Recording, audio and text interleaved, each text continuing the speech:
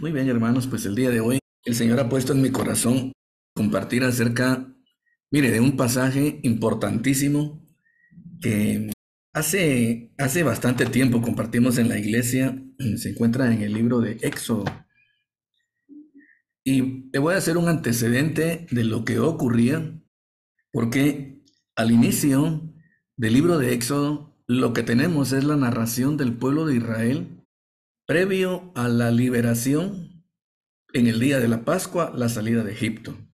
Ellos habían estado siendo oprimidos durante largo tiempo y parecía, según ellos lo consideraban, aquella larga servidumbre que había tardado muchísimos años, como que Dios los había olvidado. Sin embargo, gente espiritual, gente piadosa dentro del pueblo, sabía perfectamente que Dios iba a cumplir sus promesas en el momento preciso, en el día exacto, a la hora en punto, porque así es Dios. Dios tiene un propósito, tiene un plan, que aunque no coincida con nuestras corazonadas, con lo que nosotros pensamos, ese plan se lleva a cabo. Y Dios había dicho que Israel iba a ser oprimido 400 años. Era un tiempo muy extenso, sin embargo, durante todo ese tiempo, los propósitos de Dios se estaban cumpliendo.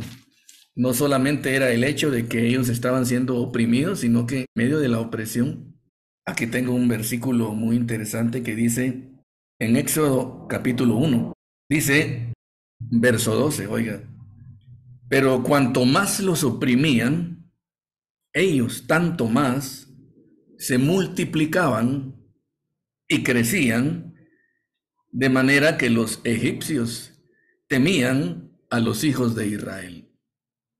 Esto podría ser parte de una máxima para nosotros, de un dicho, de un decir, porque las pruebas, las opresiones, las tormentas y todas estas situaciones de las cuales nosotros nos quejamos, no porque nos preocupan, porque nos duele todo eso, tiene un propósito. Dios está usando eso de una forma inteligente y sabia, como solo Él lo puede hacer. Nosotros, alejados de esa sabiduría, hermanos, lo único que podemos ver es el dolor, la pena que nos causa, la preocupación que produce la tempestad. Pero debe usted saber que en medio de todo eso el Señor está obrando. Eso debe de consolarnos. Estas palabras deben de llenar nuestros corazones y nosotros sabiendo que el Señor está obrando en medio de toda esa situación y de no caer, óigame, y de eso se trata la meditación hoy, de no caer en el error en que cayó Israel, un agujero en el que solemos nosotros caer, es decir, porque es fácil caer en esa trampa. Y aquí va lo que le pasó a Israel. En el capítulo 6 ya se ha hecho la narración previa, en el capítulo 5 también del llamamiento de Moisés, el capítulo 4 se trata de eso, pero ahora en el capítulo 6 dice así, Jehová Rice respondió a Moisés, verso 1, ahora verás lo que yo haré a Faraón, porque con mano fuerte los dejará ir y con mano fuerte los echará de su tierra. Habló todavía Dios a Moisés y le dijo, yo Jehová aparecí a Abraham, a Isaac, a Jacob como el Dios omnipotente, mas con mi nombre Jehová no me di a conocer a ellos. Establecí mi pacto con ellos de darle la tierra de Canaán, la tierra en que fueron forasteros y en la cual habitaron. Asimismo, dice, he oído el gemido de los hijos de Israel a quienes hacen servir los egipcios y me he acordado de mi pacto. Con este mensaje iba Moisés y se dirigió a los hijos de Israel y Moisés llegó con ellos. Esto se parece mucho como cuando nosotros escuchamos el mensaje de la palabra de Dios, porque llegó Moisés diciendo el Señor me ha enviado y cuando él habla de sí mismo dice, y ya saben ustedes que yo no soy quizás el apropiado, no, yo no soy el mejor. pero soy el que el Señor escogió. De hecho, Moisés tenía un problema con el habla porque Moisés era tartamudo. Pero aunque era tartamudo, en su ser interior Dios había calcado y había formado caracteres especiales, de tal forma que ello lo capacitaba para esta misión tan delicada y compleja. Una de estas cualidades era que Dios lo había hecho a él el hombre más manso de la tierra. Y es que Moisés venía de una escuela del Espíritu en la cual había pasado, habían transcurrido 40 años en esa soledad del yermo soleado en la cual Dios había forjado y formado al mensajero. Así que este mensaje era especial, este mensaje era único y debía ser entregado por una persona especial a un público, veámoslo así, a un público único. Este público estaba literalmente al punto del acabose, estaban demasiado desesperados. Los siglos, los años, el peso del látigo del capataz egipcio sobre sus espaldas había sido cruento, y crueles los años de esclavitud, de escasez, de pobreza y de servidumbre, de humillaciones. Así es que en este panorama se genera y se produce el mensaje de Dios, se prepara al mensajero y va ahí Moisés con este pueblo. Lo interesante de todo esto, no solo las penas del pueblo, no solo las penas por las que ha pasado también el mensajero, sino que la grandiosidad, la inmensidad y lo glorioso de aquel que está enviando su mensaje, que es el Dios Todopoderoso. Así se produce el encuentro y llega Moisés con los hijos de Israel. Y entonces Moisés abre sus labios, piensa a dar aquellas grandiosas palabras. Las palabras son las siguientes, a partir del verso 6, y dice: yo soy Jehová. Estoy leyendo Éxodo 6, verso 6. Yo soy Jehová, y yo os sacaré de debajo de las tareas pesadas de Egipto, y os libraré de su servidumbre, y os redimiré con brazo extendido y con juicios grandes. Os tomaré por mi pueblo, y seré vuestro Dios. Y vosotros sabréis que yo soy Jehová vuestro Dios, que os sacó de debajo de las tareas pesadas de Egipto. Y os meteré en la tierra por la cual alcé mi mano jurando que la daría a Abraham, a Isaac y a Jacob. Y yo os la daré por heredad, yo, Jehová. El verso 9, hermanos, hay que subrayarlo. Dice: de esta manera habló Moisés a los hijos de Israel, pero ellos no escuchaban a Moisés a causa de la congoja de espíritu y de la dura servidumbre. ¿Qué le parece? Habían esperado muchísimos años porque estas palabras les fuesen dichas. Habían orado, habían soñado con que Dios llegase a salvarlos, a redimirlos. Estaban tan necesitados verdaderamente. Su clamor había llegado delante del Señor. Aquí dice el Señor cuando se refiere a esas oraciones. Dice que ha oído el gemido. ¿Qué le parece eso? O sea, estas personas habían orado con desesperación, ¿no? Como cuando usted ora con lágrimas delante del Señor. Como cuando su corazón verdaderamente está constreñido, cuando usted formula esa oración. Ellos así habían orado y el Señor había reconocido eso. Y dice: yo he oído su gemido. Y así era, el Señor había escuchado todo eso y el propósito de Dios estaba forjando, y cuando llegó el momento el Señor inmediatamente actúa. Sí, previo a ello, por el otro lado, había preparado a Moisés. Y cuando llega el momento, tanto el mensajero como el pueblo que iba a recibir el mensaje estaban teniendo contacto, y llega Moisés con estas grandiosas palabras, hermano, que son gloriosas. y se encuentra con un público que, aunque necesitado y urgido de las palabras estas, no las comprende, no las recibe, no las logra entender, no las asimila, y eso es lo que pasa constantemente. Y yo me refiero ahora al pueblo de Dios que está escuchando en esta mañana esta predicación, esta enseñanza, para advertir, hermanos, que tengamos el cuidado de que no nos pase a nosotros ahora esto que ocurre tan frecuentemente con el pueblo de Dios. Que nos hacemos, como dice en la carta a los Hebreos en el capítulo 5, verso 11, escuche bien, tardos para oír. ¿Lo oyó? Tardos para oír. Vamos a explicar qué es eso de ser tardos para oír. Son expresiones que se encuentran en la Biblia y que hablan de forma descriptiva de cómo la dureza de nuestro corazón, la insensibilidad de nuestro corazón, la inhabilidad de nuestros sentidos espirituales nos privan, podrían ser un estorbo para que nosotros recibamos lo que Dios nos quiere dar.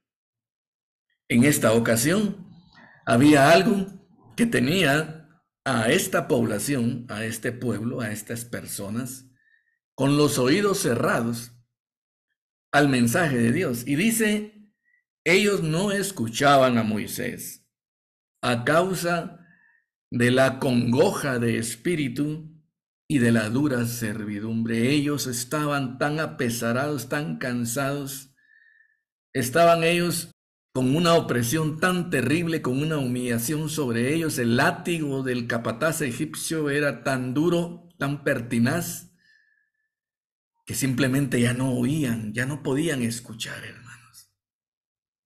Y en esta mañana, en el nombre del Señor, te exhorto, hermano, para que hagas el intento y para que hagas lo que te voy a indicar para que esto no te ocurra. Porque pasa con mucha frecuencia, y voy a dejar este pasaje, porque aquí tenemos a Israel, que llega a Dios en el momento por medio de su mensajero a darles el mensaje de consolación, y ellos están simplemente inhabilitados por sus problemas, hermano, de recibir la respuesta de Dios, el mensaje que el Señor les ha enviado. Voy a adelantar un poco el tiempo acá en Éxodo y llegar a la parte en la que está Moisés con el pueblo de Dios. Faraón ha sufrido ya las 10 plagas egipcias. Usted sabe, estas 10 plagas terribles cayeron sobre él. Y llega el momento en que él deja ir al pueblo de Israel. Ahora el pueblo sale. Son gran cantidad de gente. Dice la Biblia, 600,000 personas, sin contar las mujeres y los niños. Así que solo eran 600,000 hombres. Pero si se cuentan a las mujeres y a los niños, ya se imagina usted, eso eran 1,000,000 o varios millones de personas que estaban saliendo. Era un gentío ese. Y van camino ellos saliendo de Egipto, y luego lo que se hace al avanzar es que encuentran el Mar Rojo. Y cuando encuentran el Mar Rojo, pues entienden que no pueden avanzar porque es una barrera natural. Por el otro lado, Faraón se ha arrepentido de haberlos dejado ir y dice, no, los dejé ir, pero lo que voy a hacer es que los voy a matar. Y entonces se sube en su caballería, y al frente de su caballería va Faraón con las espadas blandiéndolas por el aire para volarles la cabeza a todos los de Israel, para matarlos, hermanos. Y entonces el pueblo se encuentra ahora que por un lado está el Mar Rojo y por el otro lado viene la polvareda de los carros de Faraón con la amenaza de exterminarlos, hermano. Y frente a aquella situación hay un líder que está al frente del pueblo, que es Moisés. Y la gente presiona a Moisés. Y ahora está Moisés ahí con la evidencia de lo que pasa, ¿no? La barrera natural que es el Mar Rojo. Y con el problema de que viene Faraón dispuesto a acabar con todos ellos, a matarlos. Él venía a eso, a hacer una carnicería humana. En aquellos tiempos a estas personas no les temblaba la mano para hacer eso. Parece que ahora tampoco, ¿verdad? Pero ahí estaba el pueblo y entonces el pueblo va con Moisés y le dice a Moisés, Moisés nos ha sacado y ahora aquí nos van a matar y Moisés no sabe qué hacer. Y ocurre lo mismo nuevamente, la insensibilidad, la falta de discernimiento, nuestra inhabilidad para las cosas espirituales, hermano. Y entonces viene Moisés y clama delante de Dios. Señor, mira, aquí está el Mar Rojo y aquí están los egipcios. Y a Moisés se le olvida lo que acababa de hacer en la tierra de Egipto. Se le había olvidado, hermano. Créame que se le había olvidado. Y entonces viene Dios y le habla a su mensajero, como Dios le podría estar hablando a usted ahora. Y le dice en términos muy prácticos algo que es hasta lógico y cae de su peso. Y le dice el Señor a Moisés, ¿qué tienes en la mano? Las palabras del Señor contra Moisés son simples, hermanos, son sencillas. Y Moisés, tengo la vara. Ah, ¿tienes la vara? Y el Señor le dice, entonces extiéndela. No sé si usted capta el mensaje, hermano. Pero Dios mismo ha puesto en tus manos soluciones, respuestas a los grandes asuntos que el día de hoy te aquejan y te preocupan. Y ahí estaba Moisés, atónito, sorprendido de la metodología divina del procedimiento de Dios, de la manera como Dios actúa. Y Moisés lo que hizo fue tomar la vara y extenderla, así como lo acababa de hacer en Egipto, territorio en el cual, por muchas veces cuando extendía la vara, los portentos de Dios se suscitaban y se producían. Y ahora Moisés extiende la vara, hermano. Y otro portento ocurre, otra grandiosa cosa, un milagro maravilloso. Se dice el día de hoy que quizás fue el milagro más grande que ha ocurrido en la historia de la humanidad. Ese momento en el que Moisés, insensible, carente de discernimiento, clama delante del Señor no sabiendo qué hacer, óigame, y teniendo la respuesta no cerca de él, teniendo la respuesta en su mano, porque la palabra del Señor hacia él fue, ¿qué tienes en tu mano? La vara, dice él, extiéndela. Extender la vara implica aplicar al campo de la necesidad y de la situación de la demanda que tenemos, lo que él ha puesto en nuestro haber, nuestra habilidad, nuestro dominio, lo que sea. Hermano, todo eso el Señor lo está usando y lo quiere usar contigo y te sirve y va a ser útil para resolver el tema de la preocupación de este momento. Así ocurrió, hermano, en el caso de Moisés. Le tengo otro ejemplo, rápidamente voy a ir a Génesis capítulo 15, para que usted ahí encuentre otra ilustración muy útil al respecto de esto, porque lo interesante de todo esto es la aplicación a nuestra vida. En el capítulo 15 dice de la siguiente forma, después de estas cosas dice, vino la palabra del Señor a Abraham diciéndole, no temas, Abraham, yo soy tu escudo y tu galardón será sobremanera grande. En otros momentos he hecho la explicación de que la traducción de este pasaje no es exacta en el sentido de que le falta amplitud. Los traductores, usted sabe, esta Biblia Casiodoro de Reina fue traducida, hermanos, en el siglo XV y siglo XVI. Las traducciones modernas ahora arrojan un poco más de luz, ampliando ciertos caracteres hebreos que fueron considerados con mucha limitación en aquel tiempo. Así que este pasaje, la forma correcta de traducirla a la parte final es la siguiente. Dice, en vez de decir yo soy tu escudo y tu galardón será sobremanera grande, la traducción correcta es yo soy tu escudo y tu galardón, que es sobremanera grande. Ese es el concepto más exacto de este verso. Ahí estaba Dios haciendo lo que hizo en la cruz por nosotros, y ese es el tema de hoy, continuar con el tema de la cruz. Usted dirá, ¿ya qué hora sale la cruz en esto? Porque le voy a decir qué ocurrió en la cruz. En la cruz del Calvario, Dios se santificó en su pueblo. La palabra santo es una palabra griega que es aglios y significa apartado. Yo he oído de gente que hace una traducción incorrecta y dicen separado. No es separado. La palabra separado es fariseo. Fariseo es separado. Aglios es apartado. Es distinto. Separado y apartado es distinto. No es igual. Y en el hebreo muchísimo más. Cuando dice apartado, significa que Dios pone aparte algo y lo consagra para Él. Se lo dedica a sí mismo. Eso es lo que significa aglios, que Él aparta algo. Y entonces en el Antiguo Testamento hay un verso que dice, santos seréis, dice, porque yo soy santo, dice Jehová vuestro Dios. El Señor demanda santidad de nosotros, porque dice que Él es santo. Cuando dice que Él es santo, dice yo soy vuestro santo, es porque Él se ha santificado en nosotros. Explico eso. Él se ha apartado por nosotros, para nosotros, de forma colectiva y de forma individual.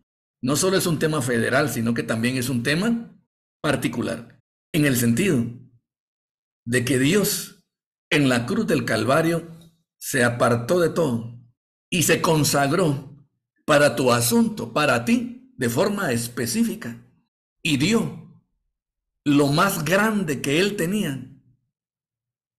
Porque lo más grande que Él tenía, porque tiene muchas cosas, no son sus universos, hermanos. Mire usted, hay una sonda, hay una cosa que anda tomando fotos por el universo ahorita. No sé dónde está parqueado el asunto ese, hermano, pero es un telescopio. Se llama, es de apellido Webb. Y está tomando unas fotografías extraordinarias, hermano. El asunto ese no está ubicado aquí en la Tierra, lo mandaron al espacio y desde el espacio está tomando esas fotografías. Y con un lente especial está penetrando en las profundidades del universo, hermanos. Llegando, ay Dios, aquí nomás, ¿no? Porque, hijo, el universo es tan grande, hermano. Y toma unas fotos fantásticas. Antes del Webb había otro telescopio con un lente especial, el Hubble, que tomaba fotos maravillosas, pero este está tomando unas fotos fantásticas, simplemente. Mira, hermano, todo ese universo, mayor que todo lo que esas fotografías nos muestran, es la grandiosidad, la excelencia del Hijo de Dios.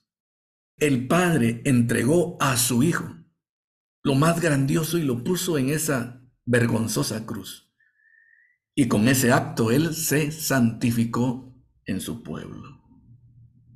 Se santificó en usted. Le hizo la demostración pública ante el porvenir, el destino y el universo de que Él es suyo.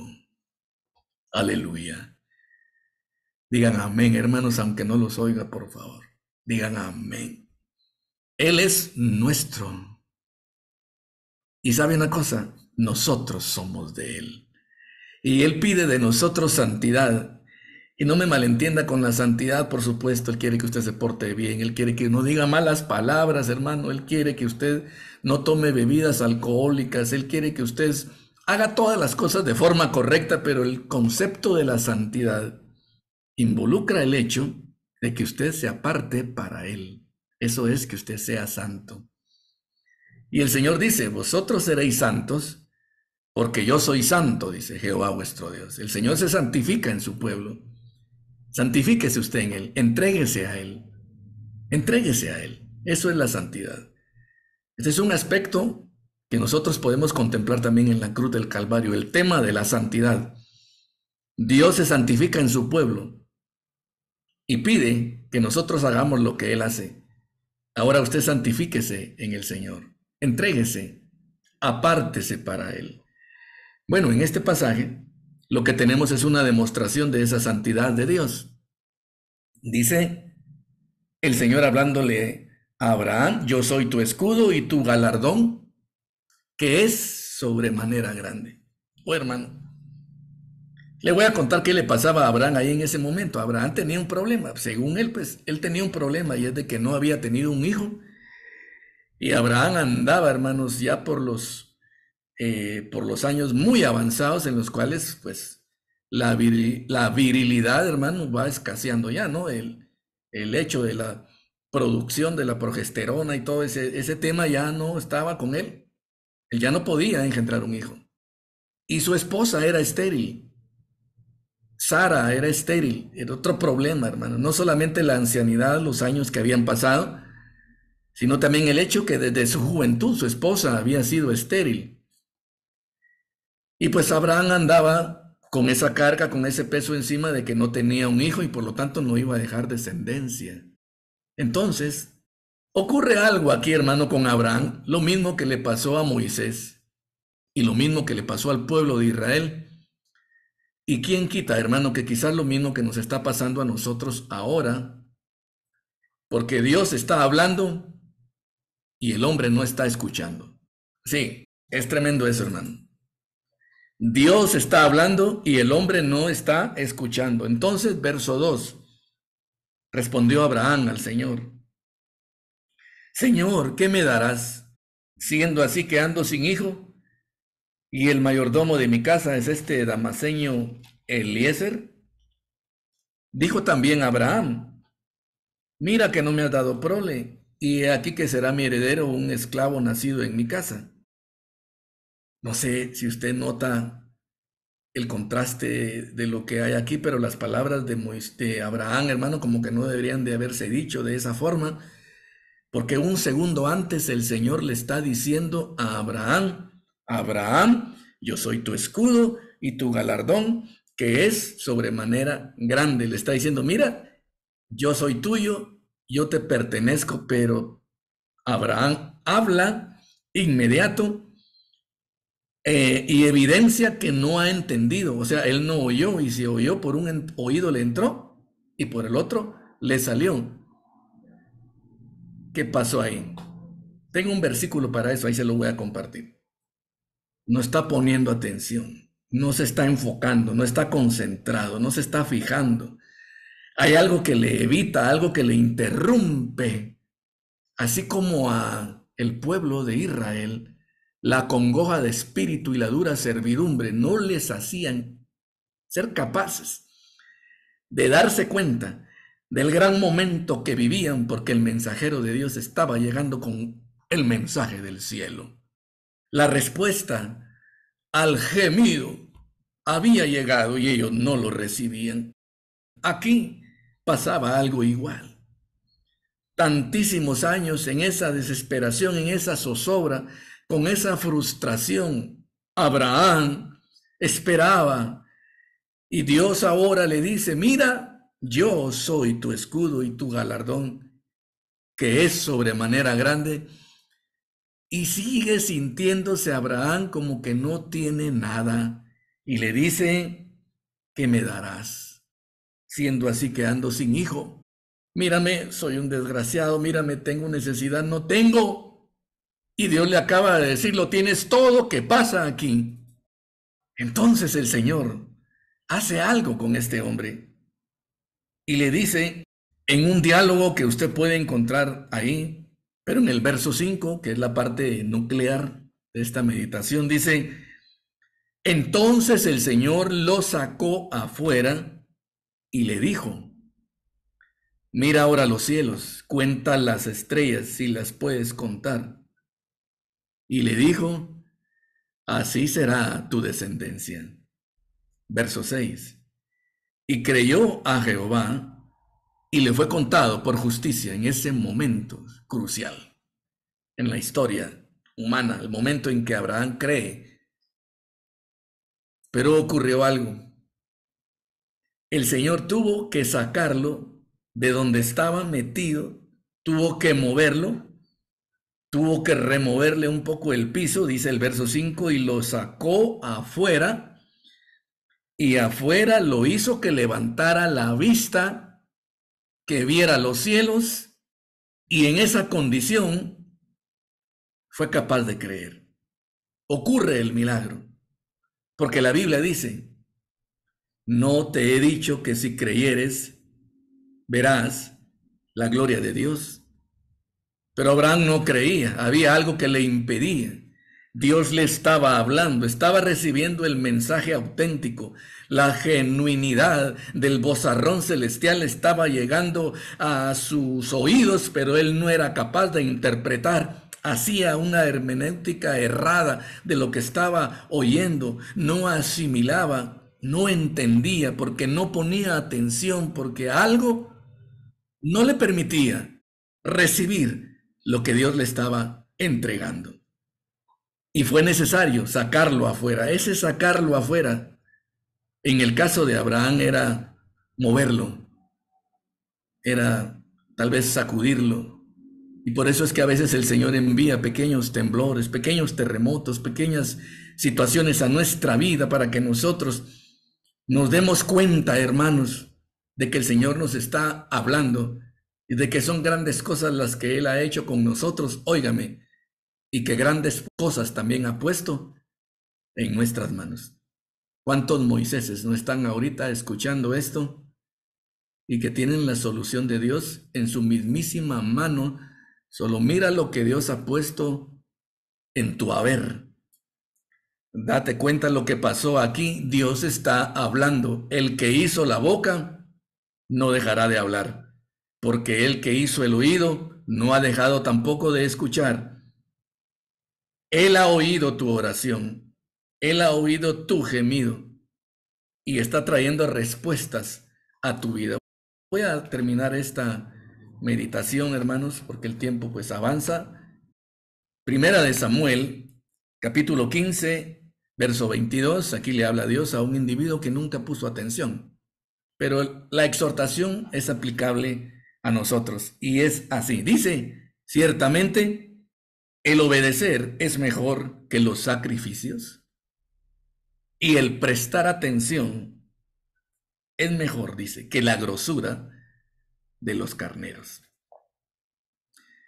Dios le había hablado todo el tiempo y de muchas maneras muy claras y muy elocuentes, bastante objetivas a un individuo que se llamaba Saúl. Saúl nunca ponía atención, siempre tomaba la palabra del Señor como quien dice, ay, algún día me acordaré de esto y lo haré cuando tenga ganas. Así que llegó el momento y fue desechado, así como lo oye. En el caso de usted, usted no puede ser desechado. Porque Filipenses 1:6 dice que el que inició en nosotros la buena obra, la va a concluir, dice, hasta el día de Jesucristo. Pero nosotros sí podríamos sufrir las consecuencias de no prestar atención. Y aquí el Señor lo está diciendo. Ciertamente, el obedecer es mejor que los sacrificios y el prestar atención que la grosura de los carneros. Porque ocurre que no nos fijamos, hermano, que no nos concentramos, que no nos enfocamos, que estamos distraídos, que la preocupación nos gana al hecho de recibir el mensaje de Dios que trae la solución y la respuesta. Que el asombro, como Moisés frente a las huestes egipcias que vienen a acabar con el pueblo, o el estorbo natural del Mar Rojo, no nos dejan ver que en la mano tenemos la solución. O, como el caso de Abraham, avejentados y cansados y pensando solamente en las situaciones que evitan que se produzca el milagro, no nos damos cuenta de que Dios se ha santificado y que Él se ha entregado para nosotros completo, hermanos, y andamos pidiendo que nos dé algo porque nos sentimos que no tenemos nada. Este sí es el final, hermano. Este pasaje lo voy a leer y con esto terminamos. Juan 8:43. Aquí el Señor Jesús, en esta exhortación que hemos leído también en otros momentos, nos da una clara respuesta a toda esta situación y dice acá, ¿por qué no entendéis mi lenguaje? Es una pregunta que él hace. Juan 8:43, ¿por qué no entendéis mi lenguaje? Y él responde, porque no podéis escuchar mi palabra. Esta exhortación va para todos el día de hoy. En esta modalidad virtual, Dios está probando al ejército de Dios. A ver qué haces tú el domingo en la mañana cuando es el momento de congregarte con la iglesia, ¿verdad? Y pues como es virtual, tal vez tú prefieres no hacerlo, lo cual es un error, o tal vez tú prefieres compartir oyendo y haciendo otras cosas y tal vez casi ni escuchando lo que se está predicando. Aquí dice el Señor, ¿por qué no escucháis, por qué no entendéis mi lenguaje? Y él responde, porque no podéis escuchar mi palabra. Dale el tiempo a la palabra de Dios, hermano. Escúchala, atiéndela, pon atención, concéntrate en ella, asimílala, reflexiona en ella, porque esta palabra lo que trae es libertad, lo que trae es provisión. Esta palabra lo que trae es que sus ojos se te abran, porque contiene las respuestas a las inquietudes y a todas tus preocupaciones. Vamos a orar, hermano. Ponte delante del Señor. Padre, en este momento acudimos delante de ti con palabras de gratitud, Señor, porque tu palabra nos ha sido predicada. Con palabras de gratitud, Señor, porque tú eres bueno, porque tus propósitos en nuestras vidas se están cumpliendo, porque no nos has dejado jamás, porque siempre, Señor, estás con nosotros en toda circunstancia y en todo momento. Y mi oración como pastor es que tu palabra permee y llegue profundo a cada corazón y que cada oyente y que cada familia la reciba, porque tu palabra trae vida. Porque tus palabras que son espíritu y son vida, Señor, no regresan jamás vacías, sino que hacen lo que tú quieres y son prosperadas en aquello para lo cual tú la has enviado. Danos en el ejército de Dios una semana próspera, bendecida, una semana de realizaciones, una semana con paz, con bendición, con crecimiento. Señor, te lo pedimos en el nombre de Jesús. Amén y amén.